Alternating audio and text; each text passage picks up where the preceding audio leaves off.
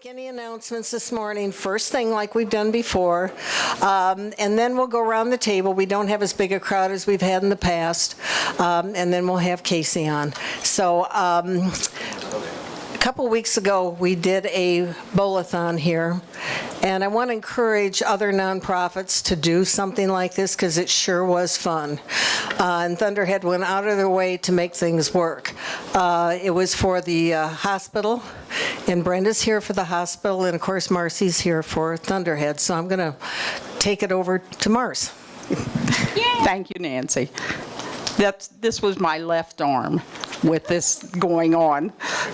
She was my third one. I just want to say thank you for all that participated.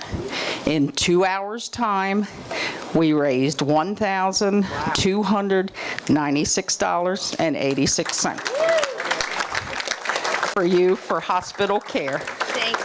A little later, we'll go ahead. I know the speaker's anxious. I will have thank yous. I wrote them down because I'll never remember, but thank you all so very much. Greatly appreciated.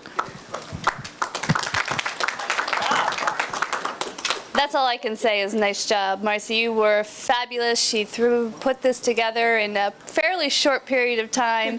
Businesses came out. She got pro bowlers here, and we had the executive team from the hospital here. So, and Nancy, you actually, I think, are the one that initiated this and started the prodding. So, thank you so much. Because of this gift, and I'm going to talk to Marcy about this later. You'll see on the tables, we have a new program at the hospital that is giving back to businesses that support the hospital and hospice. There are a few members already sitting around the room, and it's a way to market your business. So because of that, we're going to be able to push people to come see Thunderhead. We're going to be able to push people to say, hey, go check out Rock and Bowl and, you know, what specials they have. So we can push the community. We found out it's truth that people in this community support the businesses that to the community, whether it be the hospital or any other organization. They love that. We have 2,000 associates at the hospital that we can say, hey, if you need a night out and you want to go bowling, go see Thunderhead. They support you and what you do every single day. So if you have any interest, let me know. The phone number is on there. I'll be happy to talk to anybody. But thank you again for all that you did. Thank you. Oh, Nancy left. Mark was supposed to be here, but we know how that is, and it's okay. He'll see it. Also, if you go in Thunderhead's website, you will see pictures from that day. The Oriole bird was here, and he's given huggies to different people. Like I said, a lot of auction bidding. It was wonderful. It was fun. Thank you. Anybody else? Art? Good morning. For those of you who don't know me, I'm Art Riley. I'm a lifelong resident of Carroll County, and I'm here this morning on behalf of Kiwanis International. That's what I'm doing these days. Kiwanis International's goal is to help the children of the world. In Taneytown, you have some very active civic organizations, but we are very interested in reactivating the Taneytown Kiwanis Club, which has been out of existence for a couple of years. And our purpose for doing that is not to compete with the organizations that are here, but to offer a new opportunity to help sponsor kids in the community. We do that primarily through our sponsored leadership organizations. We start with the youngest with the Kiwanis K Kids, which is an elementary school, Builders Club in the junior high schools, and Key Club in high schools. So we're looking for people who might be interested in helping the kids in the Taneytown area. I'll be around after the meeting. I'd love to give you my business card, and maybe we can talk later. But Kiwanis International is growing, and we're here to serve the kids of the community. So we hope we can accomplish this goal. Thank you, Nancy.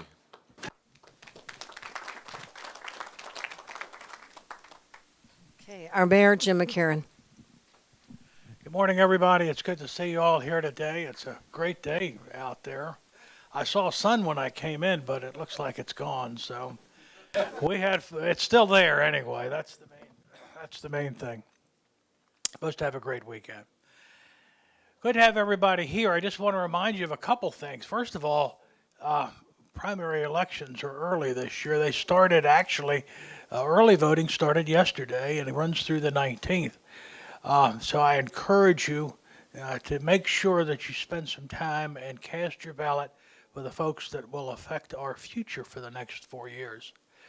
And often this series of election. It's a mid-year term, and a primary election doesn't get much attention. But as we can see what happened in Virginia, there's surprises out there. So make sure that you get to know your candidates and vote accordingly. And welcome a third district candidate, Dave Roush, here is with us. I really see that's the only politician I know that's running for office that I see. That's surprising.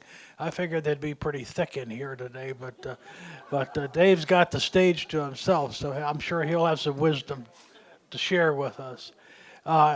Another thing that I wanted to mention is that Diane Hoster and I just got back from Ocean City at the Maryland Municipal League Convention, and each year they hold this convention, and the 157 cities and towns in Maryland get together and meet and network and experience learning sessions that improve our ability to govern. And it was an outstanding session this year, brought back a lot of great ideas.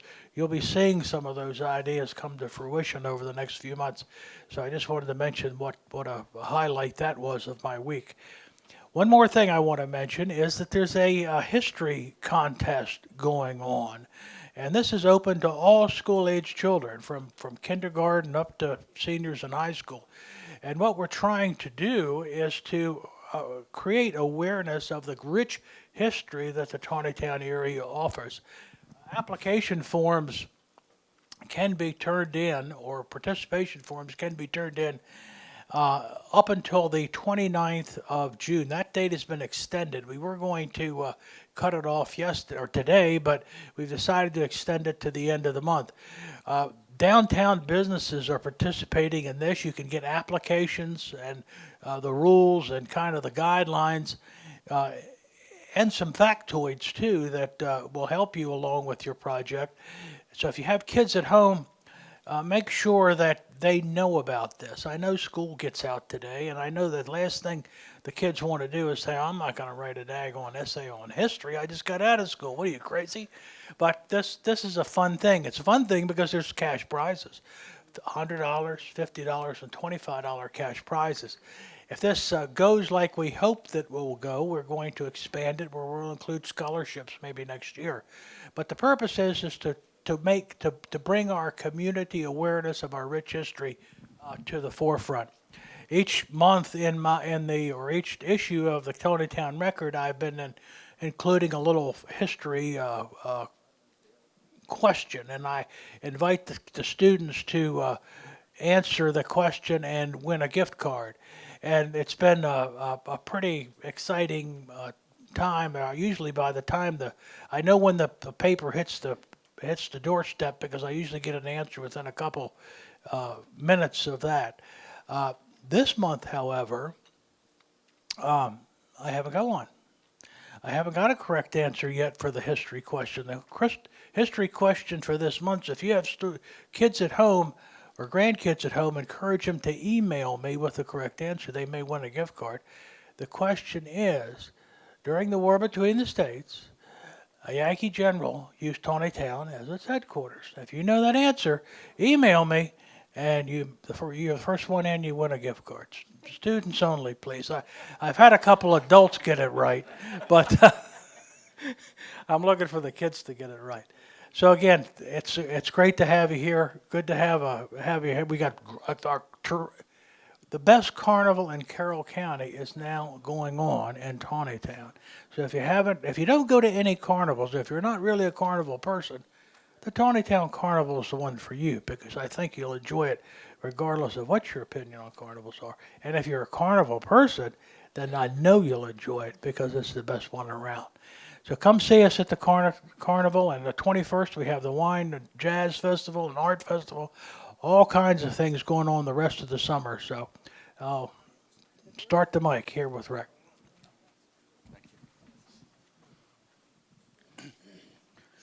Good morning. My name's Rick Galloway. I have Galloway Music, and what I have is live performances and also do sound support for small events. I also have a publishing company, and it's good to be here. Good morning, everyone. My name is Steve Wance. I'm with the Carroll Community College, and believe it or not, I am not running for county commissioner. Good morning, Diane Foster, Taneytown City Council, and I'm happy to report that the Carroll County chapter of the Maryland Municipal League will be awarding two $1,000 scholarships to local students who are in college. Hi, I'm Deb Spalding.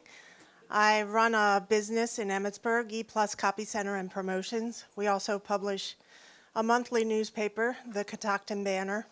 And I'm here today because we're investigating the feasibility of putting a sports center in Taneytown. And that's it.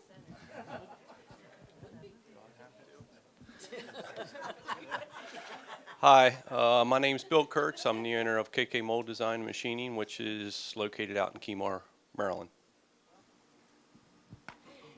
Good morning, Andrea Brown, relationship banker, BB&T here in Taneytown. Thank you. Here you go. Good morning, Bonnie Staub, Carroll County Tourism. Good morning, I'm Roger Voder with the SBTDC, same with Casey Wilson. I help you grow or start your business for free, so let me know.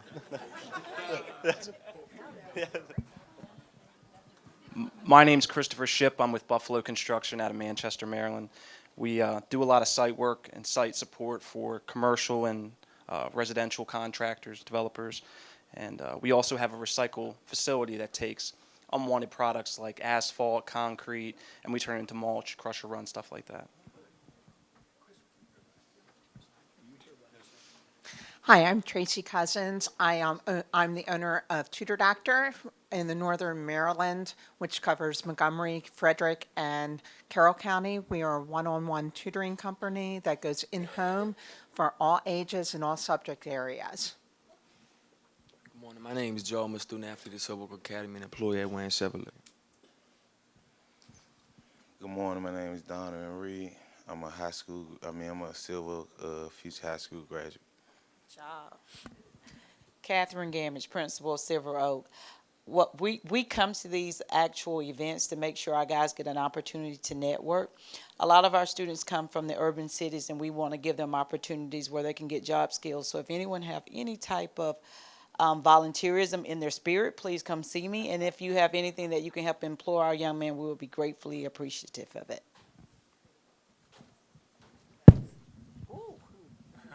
That sounded good. Good morning. I'm Betsy Baker. I'm a volunteer here in town, so the number one thing to talk about is right now the carnival. If you can get out, do it. It's wonderful.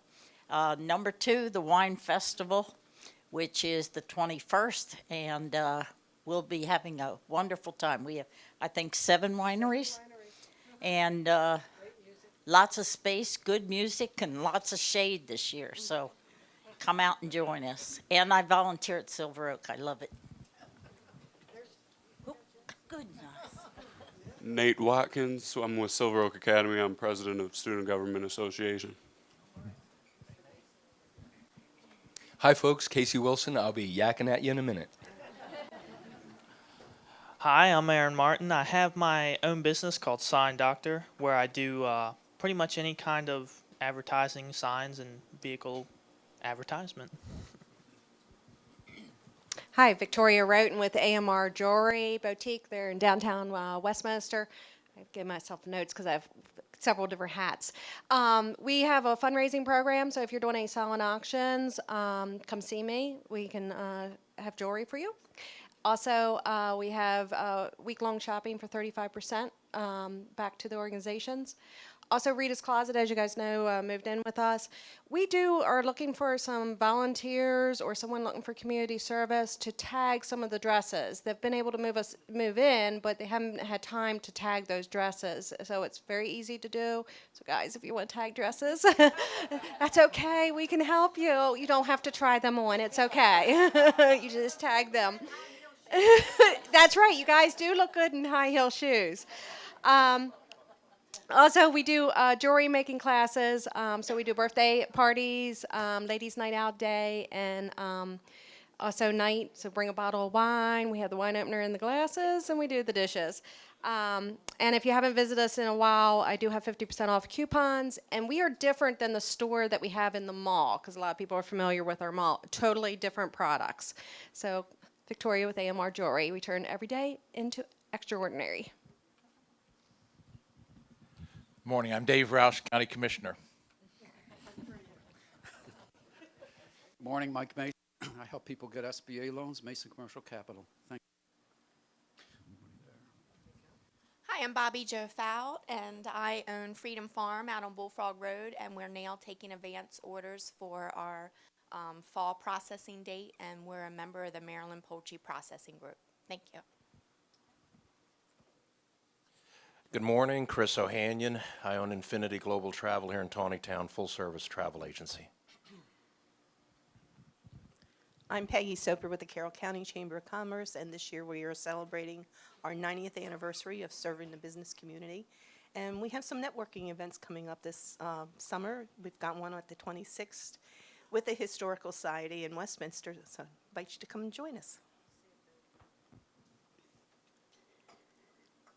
Hello, I'm Jean Burgess. I'm Marketing Manager for No Worries IT, and we serve small businesses by helping them with their technology needs. So if you know of anyone who is maybe struggling with their computers, I am the person to talk to.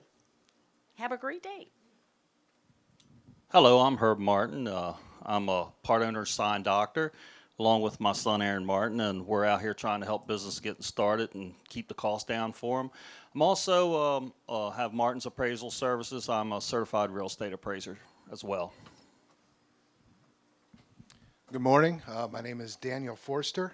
I'm relatively new to Taneytown here. I am working with Lois Trout at Stonehouse Bakery in downtown Taneytown here, and we're pleased to announce this cakery, and we're pleased to announce that we have a fully running operational deli now. Sandwiches, meats, cheeses for sale, homemade coleslaw, potato salad, chicken salad, you name it, we have it. We are right on Main Street, 12 East Baltimore. Thank you. Good morning again, Brenda Frazier with Carroll Hospital Center Foundation, and I will just say if you haven't been by the hospital lately, drive down Stoner Avenue.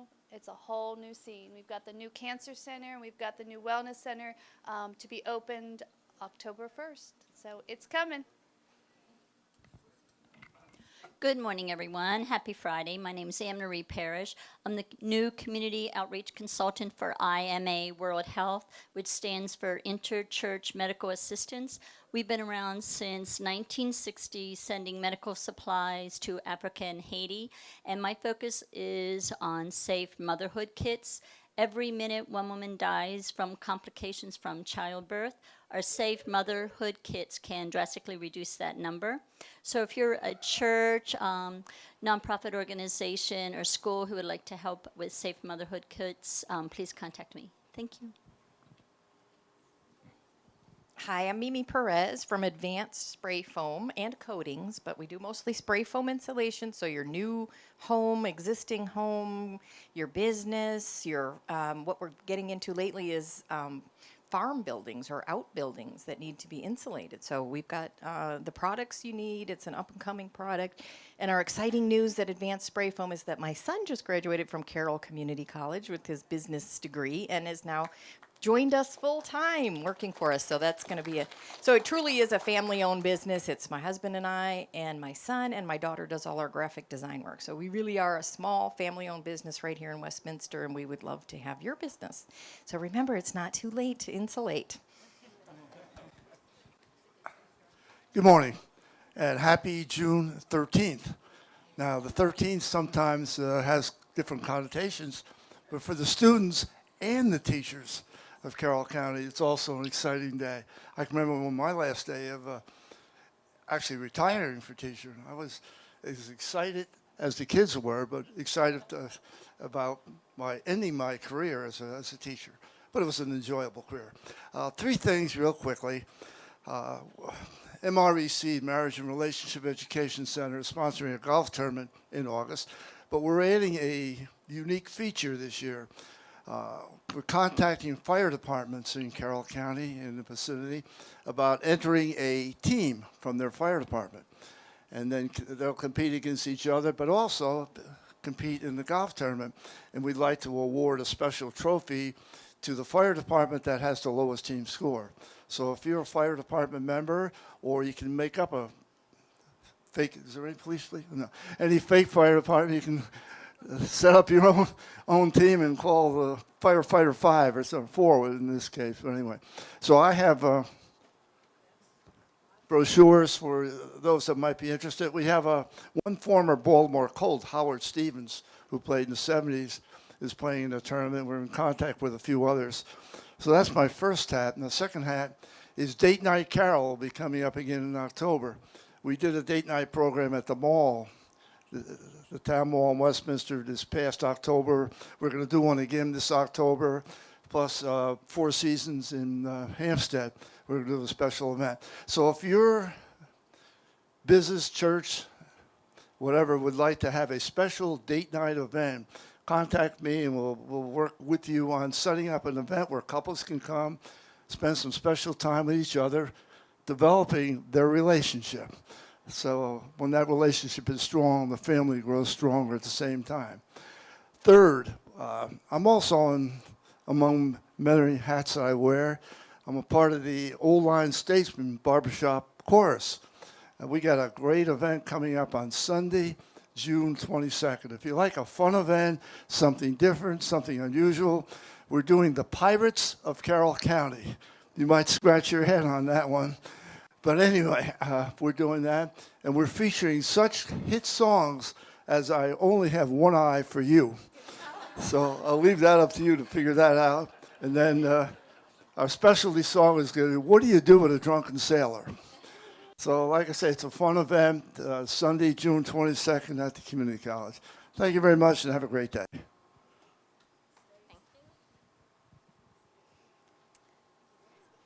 Hi, I'm Stacy Longo. I just started my career in real estate last week. I work for the Northrop team of Long and Foster. We were the #1 selling real estate team of 2013, or actually 2012. We think it might be true for 2013, but we haven't got the numbers in. It's not official. So if you have any real estate needs, whether you're buying or selling, I'll be happy to help you out. I'm really looking forward to building a clientele and helping you meet your goals in real estate. Hi, I'm Missy Wilcox. I'm a principal of MarketWorks, which is a marketing, training, and strategic planning consulting firm specializing in branding. Two clients that we have, we do the consulting marketing for Taneytown and also Westminster. And Westminster is celebrating its sesquicentennial this year, which is the 250th anniversary. So there's lots of great events coming there. So thank you. Good morning. I'm Michelle King, and I'm starting a new business called Reminiscent Remix. It's going to be organic, gluten-free, allergy-free, fair trade products, even clothing, coffee. I'll help you navigate your way through. If you know somebody who has become gluten-free with celiac disease, I'll be able to go through all the steps and how to acclimate to your new diet. So thank you. Good morning, Marlene Titus with the Miller Center for Small Business at Carroll Community College.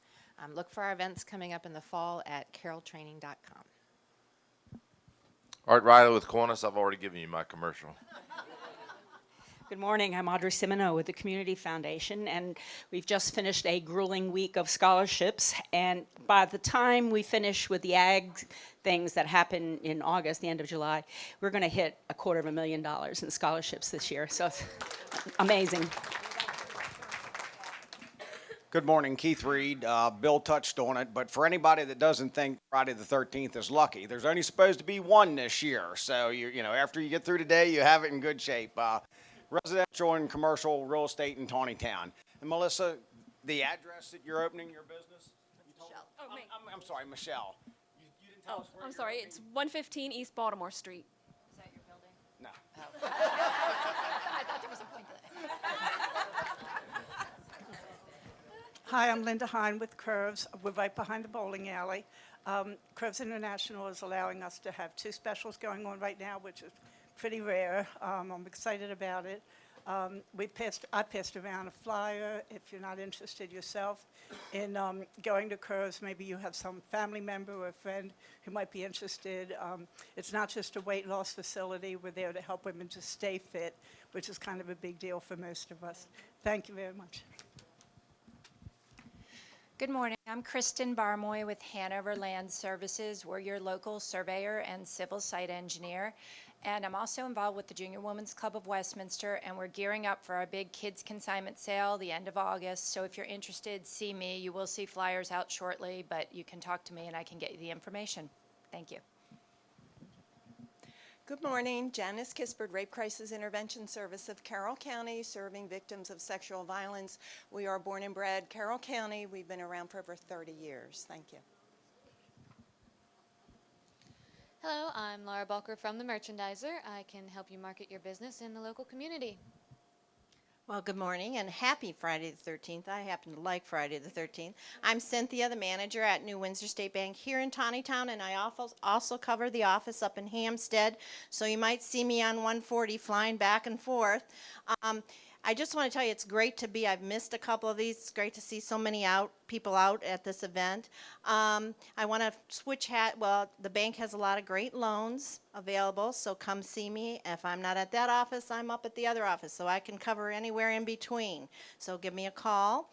I'm also going to switch hats now. I'm the president of the Taneytown Chamber, and we are proud to announce that on the 16th we are opening our door. We rented a spot downtown with the visitor center will be open. We're excited. It's something new we're trying, and the little businesses down there have a lot going on. The first Thursday and the third Saturday, if you're out, go down to Taneytown because there's something happening down there. And also the Chamber is bringing the circus back to town on the 16th, June 16th. So if you haven't gotten your tickets yet, a lot of the local businesses, No Anchovies, New Windsor State Bank, the city, the Liquor Barn, thanks, because there's a lot of them, all have tickets on sale and free tickets for the kids. So I hope you come out to the event. We couldn't get them to come to town last year, but the year before they came and everybody had a great time. So they have some new acts, so come out to the circus. Good morning. My name is Tanya Bocek. I'm with New Windsor State Bank's commercial lending team here in Taneytown. Good morning. My name is Matt Grandinetti. I've brought my lining foreman Wayne Blythe here with me. We're with actually I own a company called New Drain Pipe Services out in Westminster, Maryland. We're a small diameter sewer rehabilitation company specializing in cured in place lining and trenchless rehabilitation. Good morning, Dave Bollinger, Barnes Bollinger Insurance, and happy Father's Day to us dads on Sunday. Am I right? Yeah. Angelo Zambetti, Taneytown City Council, and the FSK High School Community Advisory Council. Good morning. I'm Robin Frazier, County Commissioner. Don't forget to exercise your right to vote June 24th. Just one last thing. Betsy mentioned about the Wine, Art, and Jazz Fest. We also have the Farmers Market that morning. Silver Oak's going to be volunteering that day. We have two dynamic musical groups. One is Eric Bird, who a lot of people have heard, Eric Bird Jazz Trio. The other one's little gal by the name of Mary Shaver. She's a size 0, and man, can she sing. Wow, what comes out of her. Lots of artists, crafters, very unusual, children's activities, free admission. All the proceeds of $10 for wine tasting goes to our local caring and sharing. So we invite you to come out. Lois came in. I did. Stonehouse Bakery. I was baking pies this morning. Cakery. Do it again. We're changing. Stonehouse Bakery and Cafe. And we have marvelous products. Come by and see us. Gotcha, girl. Okay. Mark? I'm the guy that was late, so you all beat me except for two people. Just wanted the mayor to know I didn't know the answer to his question, but my daughter Siri did. Does that count? Thank you all for coming. Every year since about 2001, 2002, we've had our friend Casey Wilson here. And I was so impressed with him because he's so down to earth, and like I always say, he shoots from the hip. And he has helped so many businesses in this area and throughout the state of Maryland. He's currently with the Main Street Program and Sustainable Program, and he helps small business, and he does help small business because people listen to him. He says something that has some substance to it, and they pay attention to him.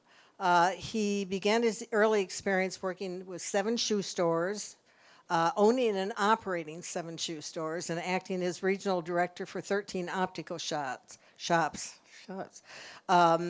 He also served as the VP of Human Resources for Bikes USA. So before I keep going on, Case, come on up. You're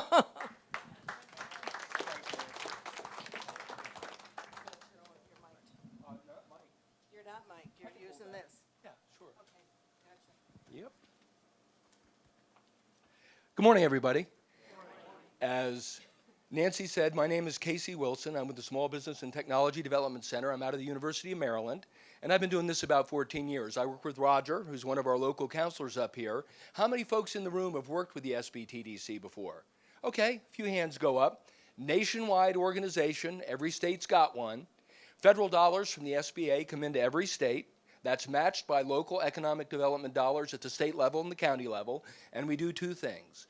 Low-cost training, so everything from how to open a business in the state of Maryland, to our more advanced programs, CEO Accelerator, Growth Accelerator, programs for current business owners, low-cost training. And then we do something I think that really differentiates us, which is no cost, Roger said for free, but no cost, confidential counseling to any pre-venture or small business in the state of Maryland. And as I say, we're not alone. There's 63 SBDCs in the United States and the territories, and they merely function to keep small businesses healthy, actually paying taxes and hiring people, but we won't go into that. So I'm really pleased to be here. From the first time I met Nancy and the late, great Stan Wachowicz at the Town Mall in Westminster, I was doing a seminar in an empty store space there. That's when I first met Nancy and Stan. I've been blessed to be invited out to Taneytown on a number of occasions. Started really with doing seminars on specific topics for the small merchants that Nancy works with. And I really like coming to this event because it can be a little bit beyond the operational, a little bit beyond how you run your business, how you finance your business, where's your capital come from, how do you create customers, how do you create customer service, how do you execute 365. Hardest thing about a small business is you get your operational business model, and then you got to do it every day, right? Every single day, day in and day out. And the thing that I like about this event is it really emphasizes everything I'm all about. What is the word you've heard most often this morning? What do you think? You heard Brenda from the hospital use it. You heard relationships one. You heard the mayor use it. You heard a couple different people use it when they were making their comments. And I'll tell you what I think the word was. It was community. Community was used a lot. And today we're going to take a little higher level. I'm not going to talk to you about too many operational aspects of business. Let's talk about what really makes a community work. As a business, it's your relevance to your customers. What keeps customers? The relationships that you develop with the people that you provide a service for. That's the essence of going on 365. So as we look at this, wait a minute, let me try this a minute. This has been a little tricky lately. It's getting old and tricky, but everything works, kind of like me. Or it did just a few minutes ago. Hold on, folks.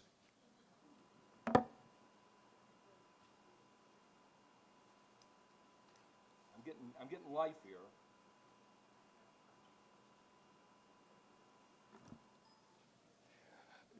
Joe? Or Nate? No, this is just a battery. I think this guy, I've been using this for about 10 years, and I think he's just on his last legs. Nate, you want to come up here and sit at the computer? And I'll give you a high sign. So just hit that, hit it once. There you go. So let's start here. Let's start business and breakfast. Let's have somebody define business for me. How would you define business? Lois, you're definitely in business. What's business? Providing a service. Where's my Michelle? Where's my new diet person? What's business? Providing a service. Jean, you're the computer person? Service? Anything? How about for money? Well, there is that piece, right? There is that piece for money. When you do this in a college environment, we ask young people, they always say, well, it's providing a good or a service of value to a customer or providing them with a service for money.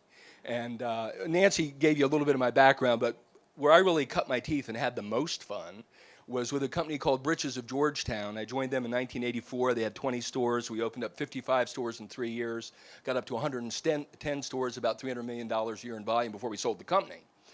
And this whole idea of money, the owner and I platformed a book. We never wrote it, but the name of the book was No Fun Without Profit.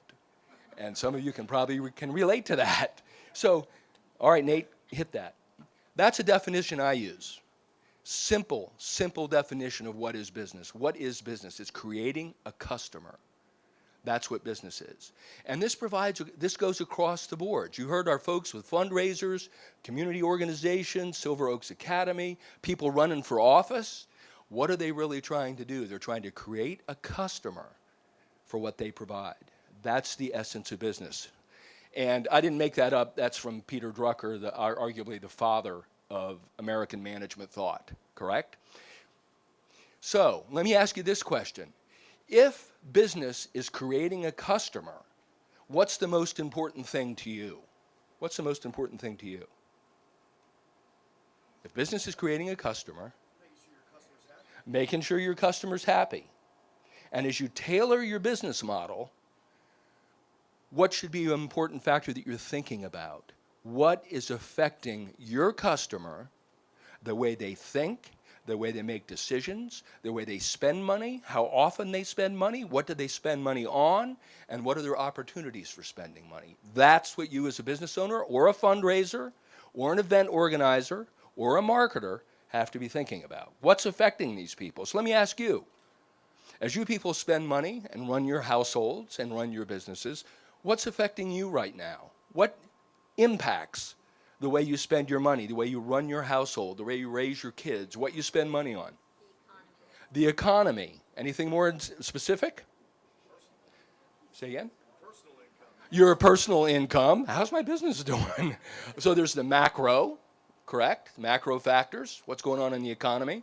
And there's the micro factors, what's going on with me and what's going on with my customer in their household, in their business. Now, usually when I come out, I say nothing we do happens in a vacuum, right? So I front load a lot of my presentations with a lot of economic factors. And Keith, last time I was here, Keith goes, hey man, where's the good news? What's going on? And I have been called the iPod, the Irish prophet of doom, but that's not really the case. I think there's a lot good going on. Nate hit me. So this is the big one. I'm going to do one macro thing, and then we're going to talk about things that are specifically affecting your people. This is the big one. This is how long it took us to recover the number of jobs we had in any recession since World War II. And all the recessions, except for the dot-com bust in 2001 and our current recession, we recovered all our jobs in 24 to 30 months. So the good news, we now have achieved the same number of jobs we had in 2008. We just hit that number this week. That means the number of jobs are back, okay? It's taken us 7 years instead of 2 years. So now we got the same number of jobs. So what happens over those 7 years? We have several million more people in the workforce. Let's think about our high school graduates and our college graduates. They have been continuing to add on, right? We have the same number of jobs we had roughly 7 years ago now. A lot more people in the workforce. 800,000 people just left the workforce, have stopped looking. 17% are underemployed. The new issue of the Christian Science Monitor is called Part-Time Nation. We have the same number of jobs, but we have less hours being worked. That affects the way the people that come to you to spend money spend their money, okay? So, but nonetheless, those jobs are back. It took us about 8 years to get them. Nate? Now, here's something that affects everybody. How about rising gasoline prices? Okay, does that not affect everybody in the way they spend money? And this is right there is 2008, right there where the gas prices took a dive because people stopped driving, and now you've seen them gone back up. And if you listen to the news, you'll know that Iraq is falling apart again, and it's driving oil prices up. A barrel of crude went up $2 yesterday. It's up to about $107 a barrel. There's never been an economic recovery when oil is over $100 a barrel. So it's up to 107. That means your gas prices are going to continue to go up, eh? Let's see how it affects your customer, eh? This is a survey that was taken in March of this year, and it's a consumer survey, and they ask people, hey, Gene, how's gas prices going to affect the way you behave and the way you shop? Well, number one thing people say, 35, 40%, almost say 35% say, I'm going to shop closer to home. Change in behavior. Does that bode well for your business, Lois? How about those people living out there in Carol Vista? Are they going to drive into town? Are they going to drive over to Westminster? Are they going to drive farther? Or are they going to shop closer to home? That's a change in behavior, folks. How do you capitalize on that? Taking fewer shopping trips. You know, before this recession, less than 50% of Americans shopped with a shopping list. After the recession, over 80%. Write it down. What's that do to impulse buys? They go out with a list. I'm sticking to this list. Right? Shopping for sales more often, certainly. Using coupons more, buying more brand generic products, doing more comparative shopping online. Those are changes in behavior that affect your business. People are changing the way they spend money and the way they make decisions. Nate? Here's something else that ain't going away. That's e-commerce, folks. It's up over $60 billion a year, and you see those little spikes? That's holiday. That's people buying e-commerce. 2 years ago, Amazon's net revenue was roughly $35 billion a year. 2 years later, it's almost $80 billion a year in 2 years. And you know what their strategy is and what they're doing. So at any rate, you can't deny this. 72% of people over the age of 55 years old make their decisions on the internet first. That's the old guys. Think about what these guys do. How many of you have a smart handheld device? How many have a smartphone? Hands up. All right, just about everybody. Okay. Nate? So, overall economy that some of these folks said first, what's affecting the way you run your household? They went, well, the economy is. Well, this is the overall. Spending less overall. 50% of Americans say we're going to spend less because of the economy. Does that affect your business? Absolutely.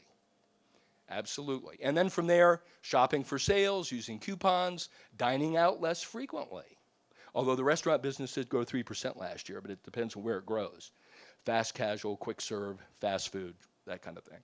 So, comparative shopping online more often. Those are the big ones. But the point is, there are things going on around us that affect the way people patronize your business. Nate? Here's a big one. You can go on Gallup.com and look at this every day, but I don't recommend you do. But you could. Back in the 80s, we were bumping along. This is the average dollars that Americans take out of their pocket every day. Okay, this is cash. This is not your car payment, your home payment, your fixed bills. This is what I spend every day. Groceries, gasoline, food, services, get my sewer repaired, that sort of thing. All right? And in 2008, it was roughly $110 a day out of pocket. It dropped to $60 a day. Okay, it dropped by almost 50% there. And most of you know that 2008, 2009 were not robust times. Right now, and you can't see that number, it's right on the edge there, but it's $91 a day. Now, so it's went from roughly 110 to 91. The cumulative rate of inflation, which they say is not a factor since 2008, is over 10%. So let's knock 10% off of that and say it's $90. So from 110 to 90, we're still down about 20%, 27% from where we were in 2008. This is inflated dollars, right? So think about it. They're buying less. Yeah, Keith. This is a survey that Gallup. This is households per person. Per person. They survey 3,000 people every 3 days, and say per person. This is what did you spend yesterday? Yeah. Well, think about gas. How many of you fill up gas? Not every day, but this is a survey that's done every 3 days. So how many of you, when you fill up your vehicle, spend more than $40? There's half. Okay, there's half. All right, Nate, that's the big one though, folks. That's the real thing that affects your businesses. That's the real thing. They're spending less money. And I'm not saying there's not an opportunity. Every town I go into, Nancy can talk about it. I can show you businesses that have had double-digit increases through this whole thing. 10%, 16%, 23% a year increases. And and Missy can talk to you about that, branding, specialization, niche marketing. I say don't compete, differentiate. We'll talk about that in a minute. So this is the National Retail Federation annual conference, and Nate just banged through this real quick. Thriftiness is the new high. Customers are more prepared. The store is a showroom for online retailers. Generational divides within the workforce, real factor. The way people sell and who they sell to and who the customer is and how those people interact and form a relationship. Nate? Amazon, the world of GAFA. We do a seminar called Doing Business in the World of GAFA. Google, Apple, Facebook, and Amazon. It has forever changed, folks, forever. It's not going back to when I was running 7 shoe stores, 13 optical shops, 23 bike shops, 110 clothing stores. It's all different now. I mean, I used to do inventory with a paper and pencil. Okay? It's a little different now. And products will find, stalking customers through big data, I'll show you a quote there in a minute, and products will find their way to customers in unconventional places. How many of you have searched for anything on the internet, and then for the next 6 weeks you get a pop-up, even though you've already bought it? You know, I was looking for a pair of running shoes, and the next 6 weeks, every time I logged on, oh, look, another pair of running shoes. Oh, great. Okay. Nate, these are changes, though, folks. Now, I just want to show you, yes, sir, Aaron.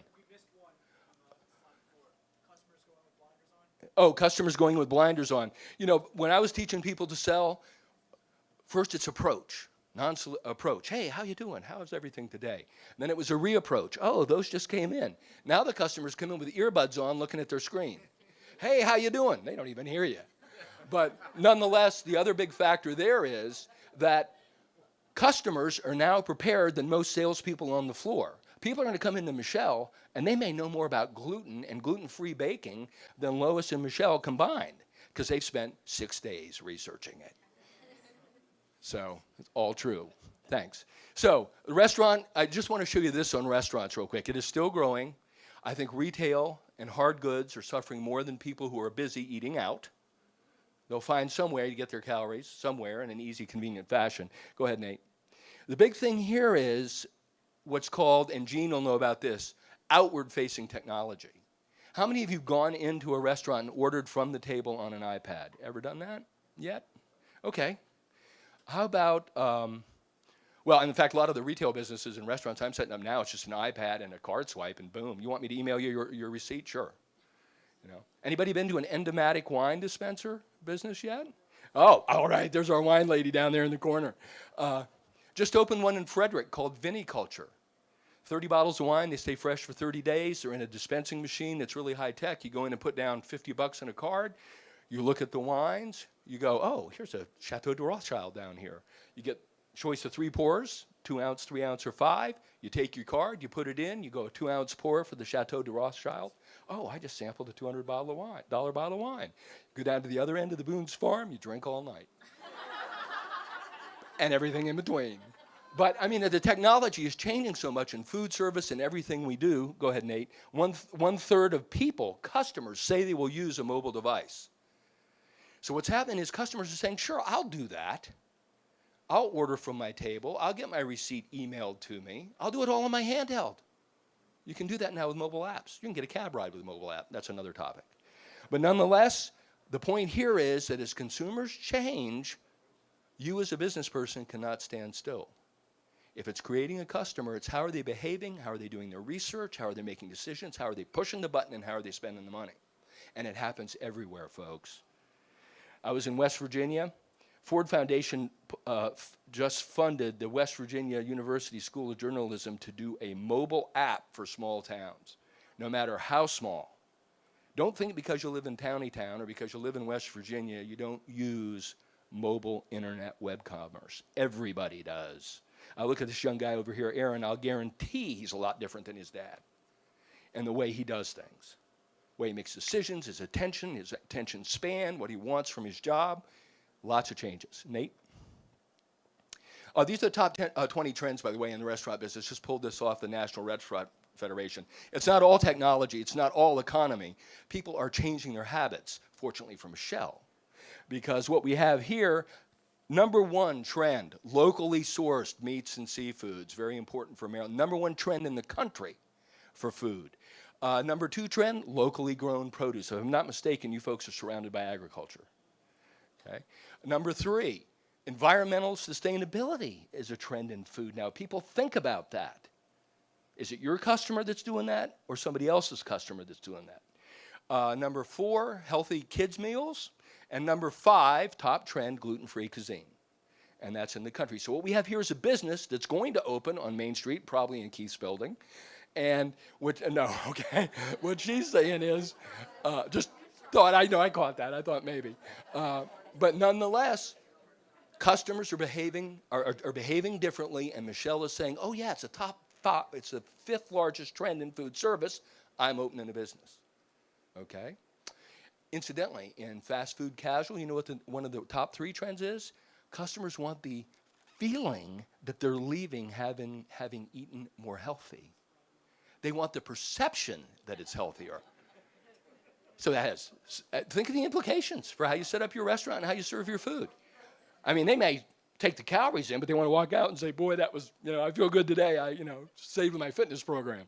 Yeah. Our church has gluten-free communion. Gluten-free communion. There was a big concern. There was quite a number of people. Don't tell me that things aren't changing when you hear that. I hope they still serve real wine, though. That always bummed me out. That the grapefruit juice for communion, it doesn't do it. Okay, Nate. So what I want everybody in the room to do, and I realize you're not all small business owners, but we've got hospital, we've got healthcare, we've got NGOs. I'd call you a non-governmental organization that's trying to do good. You're fundraising. You're trying to help kids. You're trying to start up a new thing. You got to create a customer for that.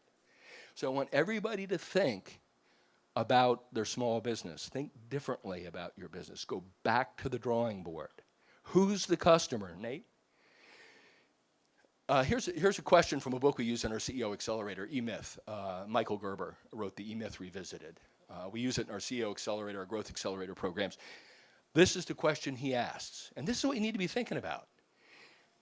Is the business I have or have in mind, does it alleviate a frustration experienced by a large enough group of consumers to make it worth my while?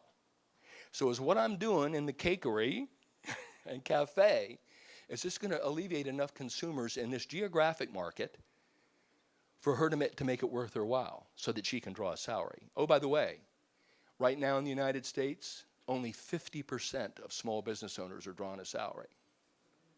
They're usually partnered with somebody else who's a lawyer, a construction person, a teacher, a healthcare worker, that's running the household. So does what you have in mind alleviate enough frustrations of enough people to make it worth your while to run this business? Right? So this has been in every seminar I've ever done from the beginning. This is, Michelle, what you're asking yourself right now. This is what you're asking yourself, Lois, as you make changes. What did Lois say? I'm changing. We're changing. Why? Because the consumer's not standing still. Either is technology, either is the economy. So she's changing. What is my business? Specifically. What need does it fill? Specifically. Who is the customer? Why is my business special? Why is it better than the competition? Because there is competition for everything. Now you got something to market. You answer those questions specifically, you can go talk to Missy. Until you can answer those questions specifically, you can't market. Did you hear the taglines today? Did you hear the taglines? We make every day extraordinary. That was one. That was our jewelry person. And shoot, the other one just slipped my mind. Oh, what was it? It's not too late to insulate. That was the other one. Exactly. So you can't do any of that until you can answer those questions. Nate? So it's all about the customer and how you define them, how you slice them, dice them, and segment them. And there's a lot of different ways to do it. Nate? Demographic.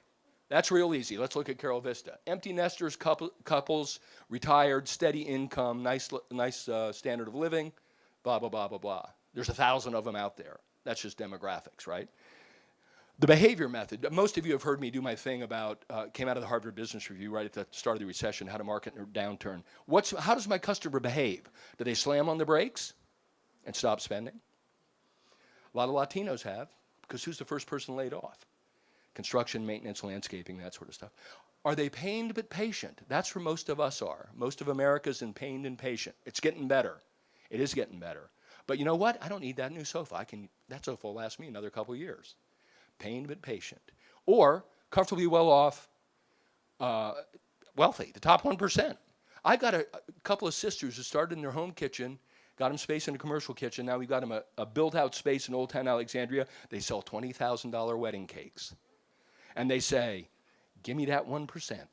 So there is that customer out there. And if you want to see a spectacular website, Gene, that they do themselves, check out MaggieAustinCake.com. Their record is a $60,000 wedding cake, okay? And check out the website. Local versus out of market, so important. Big customer cut right there. Is Lois doing what she does so well that somebody's going to pull into Taneytown and say, hey, I want to visit that Stonehouse Cakery and Deli, Cafe, sorry, all right? Their value orientation, anybody ever heard of Busboys and Poets? Andy Shalal just ran for mayor of DC, 5 restaurants, only 7 years old, doing about $15 million, 500 employees. Are you telling me to hurry, Nance? Am I running out of time? Oh, okay. Andy Shalal, very straight ahead. Busboys and Poets. Oh, shoot. I just look over here at this table. It should be important for you guys. The name of the busboy, the poet who was a busboy in D.C., I'll think of it in a minute. I've done this a million times. Anyway, his restaurant is like, we're all about social justice, thank you. You should help me with that. Social justice and diversity. Anybody that steps through my door is welcome.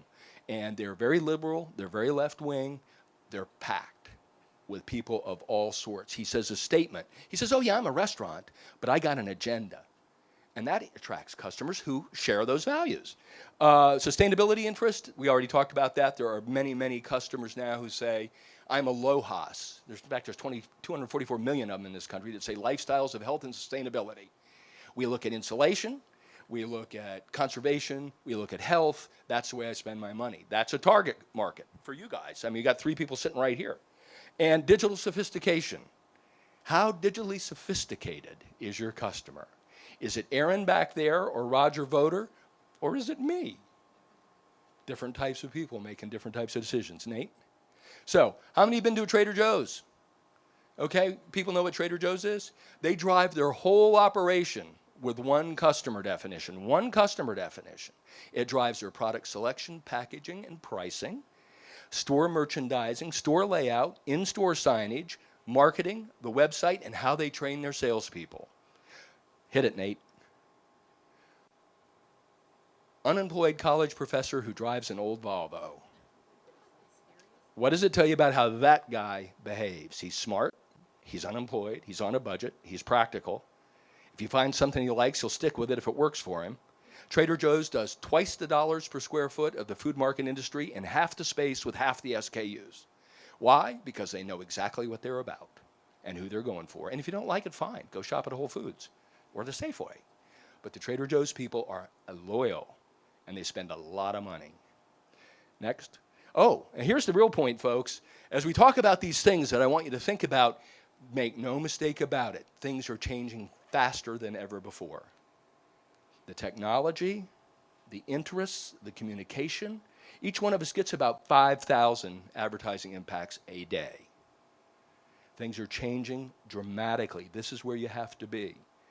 And because you may be in a place that you think is changing a little slower than the West Coast or the East Coast, make no mistake about it, when broadband gets here, if it's not already here, we're having trouble on the Eastern Shore, but if the broadband gets here, people are going to change the way they do things. Nate? So, yesterday, I thought, what can I find to make this point? This is shopping center news. This is your supermarket, okay, where everybody goes in with pushes their carts. This is what the latest survey shows that people want. Shoppers still want the basics. They want easy checkout. They want the products they want. They want people that can answer questions. I mean, everybody always wants that, right? Shoppers are saying they want their supermarket to know who I am and what I want. That's what shoppers want. This is the person that did the write-up, Sakesna. Personalization is key. Retailers have to start thinking about data-driven insights. And believe me, folks, we've just scratched the surface on big data accumulation. I thought it was a breakthrough when we used to keep customer records and got them computerized. You know, oh man, we're really cooking now. Now you can walk into a store, if your smartphone is on with radio frequency and you've shopped there before, your picture will pop up on the point of sale screen with your purchasing record, and the customer will say, oh, hey, Kristen, thanks for coming in again. How was that sweater you bought the last time you were in? Has that worked out for you? That freaks me out. It's not a good thing. And in fact, this whole big data compilation thing, there are merchants now advertising, we don't collect data, come shop with us. There's a pushback on the other side. Who's your customer? What do they want? Okay, Nate? So, one of my favorite, Vietnam, Iraq, happening again, by the way. Vietnam, Iraq, Watergate, weapons of mass destruction, civil rights, immigration. Yeah, well, our music was better. Yeah, but we know how to get it for free. Right, Rick? That's what we were just talking about today. That's changed. He says, man, music today, remember we were buying vinyl and LPs and 45s? He goes, well, now it's happening again, except it's an MP3, and they just download it for 99 cents. Has that industry changed forever? Where's my travel tourism guy? Has that business changed forever? A little bit. A little bit. How's he reacting? What's he doing? What's he doing for travel? I mean, look at what happens on the internet. Look what he's got to compete with and the service he can provide. Why is that relationship important? Because I trust him to guide me through it. Okay? Customer retention. You make that person happy and you stay after them again and again and again. Nate? So, you really want to market to these people? You realize, you kind of have to, thank you. There's roughly 71 million boomers. I am now a senior boomer, by the way. And there's roughly 71 million millennials, okay? Do you know that 27% of 18 to 30-year-olds are living back home with their parents? 27%. Does that affect how this economy operates? And oh, by the way, these people don't want to own stuff. They want to have access to stuff. They'll rent their golf clubs. We just had a young couple moved in across the street from us. They don't own a car. They walk up to the district line. I'm right outside the district in Tacoma Park, about a long city block from the district line. They walk into the district, pull out their app, pull out their personal device. Where's the nearest car share? Oh, it's a block down. They walk down, use their app, open the car up, get in it, drive it, park it, and walk away from it. They don't own a car. You think that has an effect on this economy? These folks are operating differently. Number one, they're not building households. They're not renting apartments, buying houses, and buying furniture yet. They will. They're living at home, and they don't want to own stuff. How do they make their decisions? Oh, they're going to go out and buy that new sweater that Kristen bought. The first thing they're going to do is text, not email. They're going to text their friends and say, oh, I'm looking at a chartreuse sweater, and it's a button down, it's a cardigan, and I think it fits well. What do you think? They'll get 6 opinions before they buy it. Snapchat. And that's even changed. Don't even start. You guys can talk to Missy about this stuff, because my goal is to stay under the radar and away from this stuff. But how do you reach me? I research everything on the internet. I just go on the web, and I haven't used a phone book in 12 years. Throw them, they come, we just put them out and recycle. Right? So that's a change. I'm a senior boomer, but I don't make any decisions without researching it first on the internet. Okay? Then maybe I'll call you. And by the way, the person on the other end of the phone had better be trained how to answer the phone and how to relate. Nate? Smartphones or wallet? We all know that, right? We all carry it. You know, you don't carry cash on it. You carry your smartphone and your app, and the apps are unbelievable these days. Nate? See this? Those are not products. This guy just got off the subway in Korea. He's got his smartphone. He walks down a wall of what looks like products, clicks it, clicks it, clicks it, clicks it, clicks it, pays for it. By the time he gets home, it's all on his doorstep.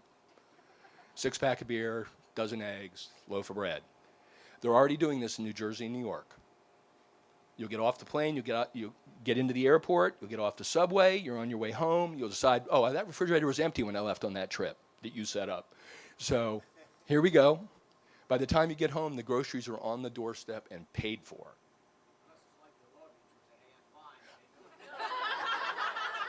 This is why we let Keith come to these. If you didn't hear what he said, unless it's like your luggage, which the airlines can't find, hopefully that'll be on the doorstep too with the groceries. But think of the immense change in that. These people are not going to stores. Okay, but there are businesses that are fulfilling these needs. Go ahead, Nate, thanks.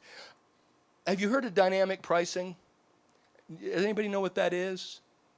Last season, last Christmas, prices in some of our electronic big box stores changed 17 times a day. You heard about that? So what happens is you go in with your smartphone, you've already researched what you want, you're in a store, you're looking at it, you've got your smartphone on, it'll alert a salesperson to the fact that you're searching for this product. The price will change in front of you on the shelf to meet competition. That's already happening. It's called dynamic pricing. That means stay on your toes, folks, because if one thing this means, competition is fierce. And you've got to differentiate yourself, create a relationship to make those people shop with you. Go ahead, Nate. So, real quick, future of the business model. Nate, there's the old way. When I was at Britches, man, we had the bottom third page of the Washington Post twice a week. We had the back page of the Washingtonian magazine every month in color with our story, and we were pushing our product out there, telling our story. And what were we all about? No fun without profit. We wanted margin, designed our own products and pushed them. Standardized offerings, you know. I mean, for us to monogram a shirt was like a huge deal, you know. Consumerism, think the 80s and 90s. When I was doing this business, and I had 23 shopping centers as clients, by the way, after I left Britches. What was that all about? That was walking up and down the concourse spending money.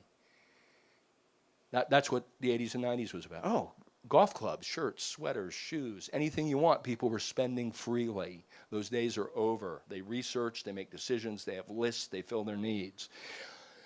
And passive customers, relatively. You sold to your customers, you came in the door. Well, now, purposeful brands. What about this orientation towards sustainability and community and good?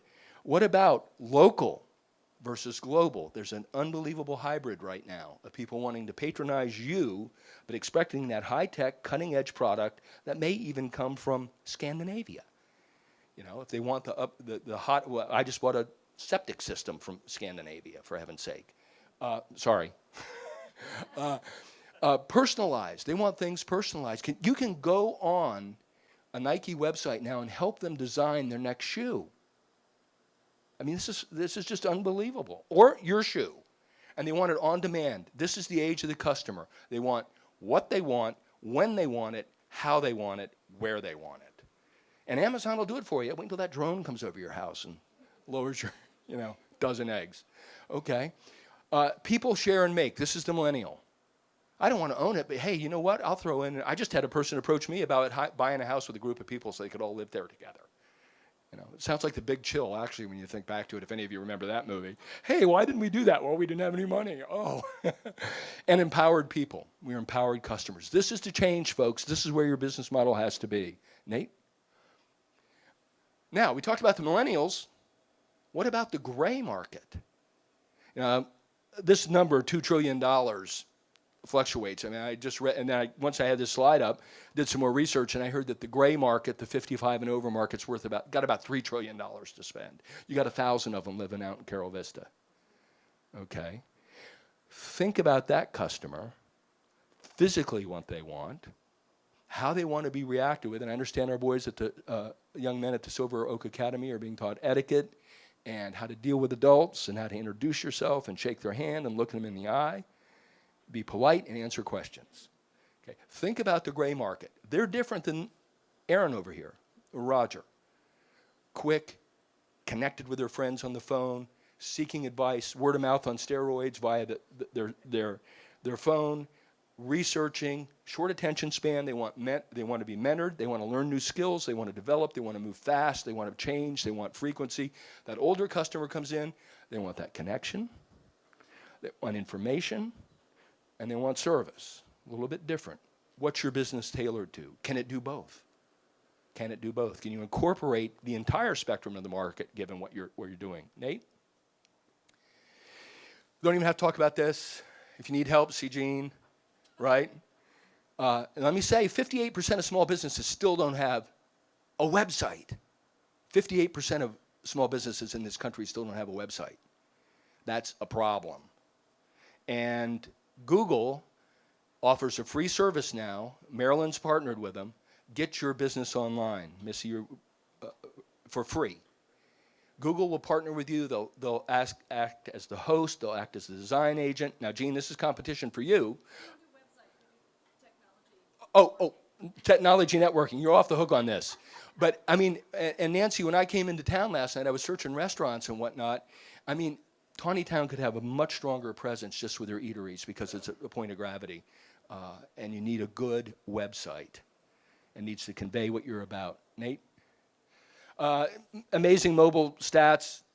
Takes an average email 90 minutes to be answered. The average text is answered in 90 seconds. Those are stats. If I communicate with any of my nieces and nephews, email, what are you talking about? You know, it's got to be text. And they're right back at you, okay?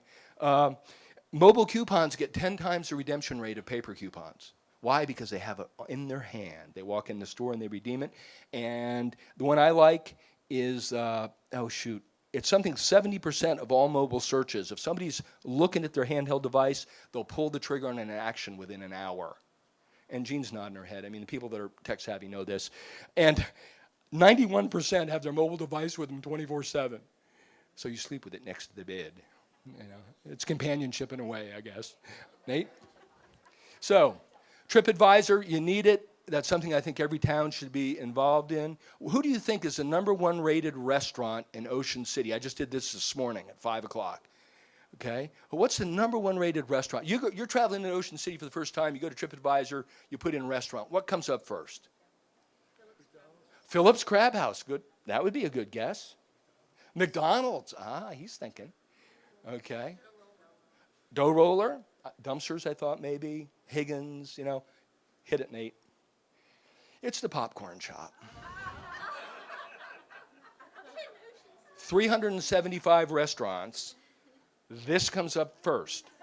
TripAdvisor is important. Why is this? That's because these guys, with their handheld devices and whatnot, go in, have a great time, and like them on TripAdvisor. They have the most reviews and the most positive reviews. Why isn't Phillips there? That's because we go in and have a great meal and say, thank you very much, and leave. And maybe even leave a good tip, you know? That's why. You know what was #1 for 3 years running? The Fractured Prune, the donut shop. And that's because kids will load TripAdvisor. All right? So Higgins is in, I couldn't even find Phillips. I didn't search down through the 375 to see where they ranked. It's all it is the most positive reviews. That gets you #1. You can fix that, folks. You can rig this. Everybody that comes in, you hand them a card. Well, that's a QR. We're not talking about operations today, but nonetheless, you can rig your TripAdvisor numbers. Nate? This is a great factor. The fact that businesses, this is from our friend Michael Gerber at eMyth again in his database, businesses that manage their reputations online grow their revenues twice as fast as businesses that don't. That means if you're getting a review on TripAdvisor or Yelp or Urban Spoon or, is it Annie's List? You know, if you're getting feedback, you actually manage it. And say, I'm sorry that happened, you know, this is what happened, and come back in and we'll take care of you. They grow their revenues twice as fast. That's a number to pay attention to.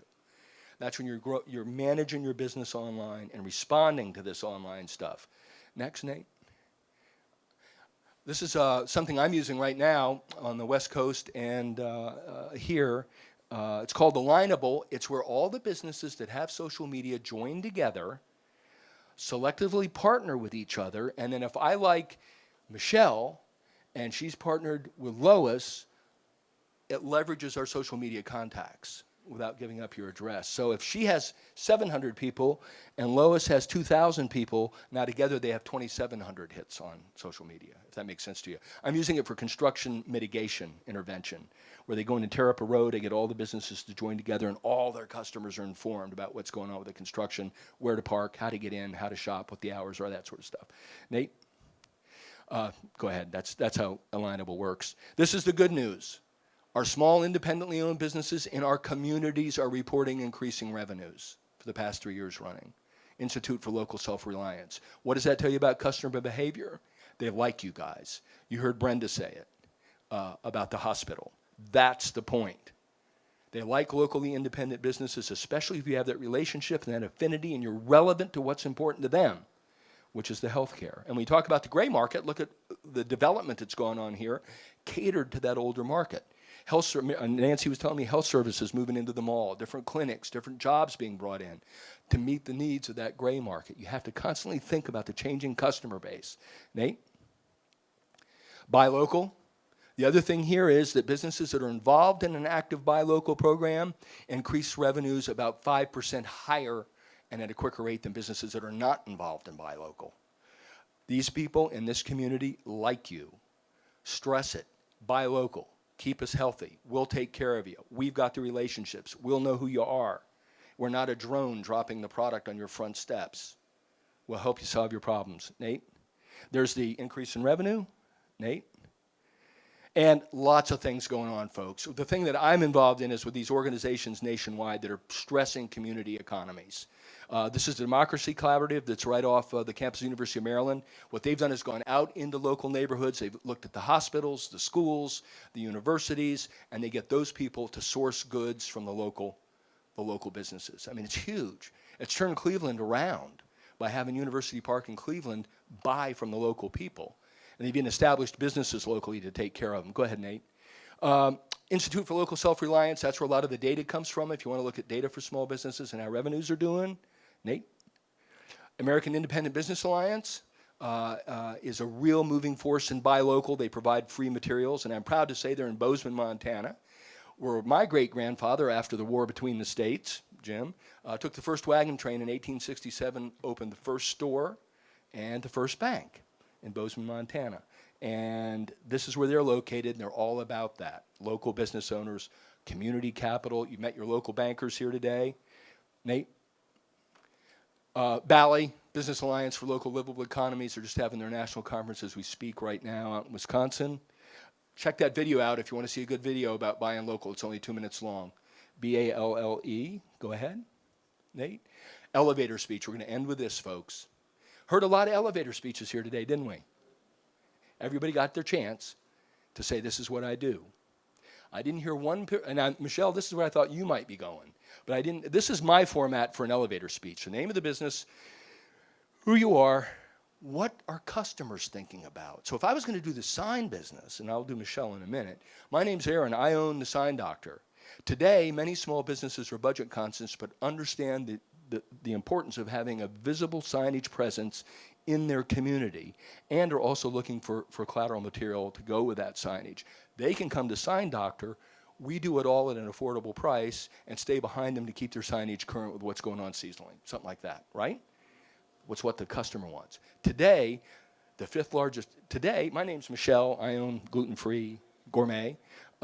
Today, the fifth largest trend in food service is gluten-free cuisine. Customers today find that gluten-free foods ease their digestion, ameliorate celiac disease, and are looking for quality products in a gluten-free environment. They can come to Gluten-Free Gourmet and find a wide selection of affordable, gluten-free baked goods, always fresh, with knowledgeable sales help at an affordable price. That's what I do. That's what I do. Now I get a tagline. Now I got a marketing message. Nate? So, as I mentioned earlier, there's your man Roger over there. He's our local counselor. The SBTDC helps all small businesses from business plan to capitalization, to startup, to operations. And we do it for no cost to the small business. So if you like what you heard today, but this is different. I mean, this business breakfast is always different because the people sitting in this room really reflect the way I think the macroeconomy is moving. Americans are distrustful of a lot of big businesses, and rightfully so. Some of them aren't even guarding your data, are they? You just lost your credit card number through Target. Well, sorry about that. But Americans are a little bit distrustful, a little bit skeptical of that pure online anonymous presence. 80% of Americans say they feel better when they shop with somebody they know and then they can go back to and they can call again. So when you come to this business breakfast, you see it right here in Taneytown. And this is the way things are moving. But you can never relax as a business person, because that macro environment and that micro environment is accelerating and changing quickly. You got to keep your ear to the ground to keep your business relevant to your customer and to create a relationship with that customer. Thanks, folks. That's it for this morning.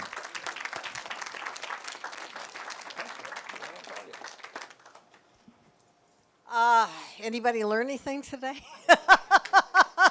I told you, he's absolutely amazing. You know, and we're looking at, fortunately, Carroll County supports itself too. And we buy local, Casey. We support our local organizations. Rape Crisis did a wonderful walk in your shoes. Audrey, you with your foundations. It's amazing how Carroll County has come together, and we network together. And one of the things that I tell people is, you know, you can go on, look for jobs on Facebook and the internet and everything. Get your face out there. You know, put your face, it's like a politician, Dave. You want your face out there, excuse me. Robin, same thing. So people can identify you. It's not just words, it's a face. It's conversation. We have to get back to talking to people again. And that's the important thing. I want to thank you. Next month, we have the Carroll County Health Department that is going to talk about heroin in Carroll County, opiates, street drugs. It's not going to be a nice one, but we need to know about this with things that are going on.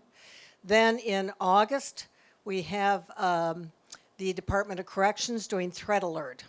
So how you can protect your employees, how you can protect your home, your business, what to do in case you have threat alert. Thank you. Come back again.